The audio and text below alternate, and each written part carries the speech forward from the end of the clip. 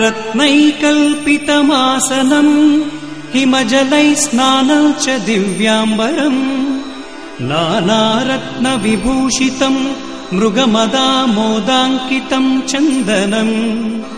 जाजी चम्पक बिल्वपत्र रचितम् पुष्पं च धूपं तथा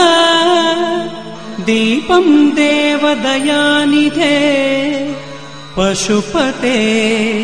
हृत्कल्पितं गृह्यता सौवर्णे मणिखण्डरत्नरचिते पात्रे घृतं पायसम्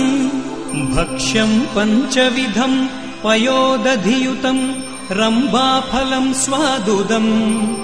शाकानामयुतं जलं रुचिकरं कर्पूरखण्डोज्ज्वलम् ताम्बूलं मनसा मया विरचितं भक्त्या प्रभो स्वीकुरु छत्रं चामरयोर्युगं व्यजनकं चादर्शकं निर्मलम् वीणाभेरि मृदङ्गकाहलकला गीतं च नृत्यं तथा साष्टाङ्गं प्रणतिस्तुतिर्बहुविधा एतत् समस्तं मया सङ्कल्पेन समर्पितं तव विभो पूजां गृहाण प्रभो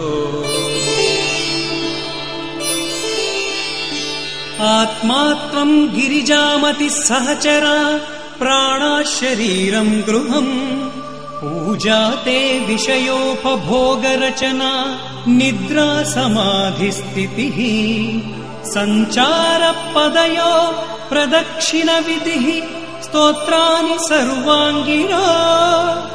यद्यत्कर्म करोमि तत्तदखिलम् शम्भो तवाराधनम् शम्भो तवाराधनम्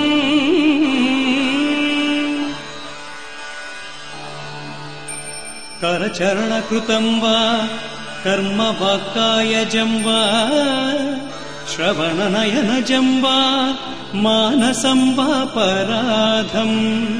विहितमविहितं वा सर्वमेतत्क्षमस्व शिव शिव करुणाब्धे श्रीमहादेव शम्भो शम्भो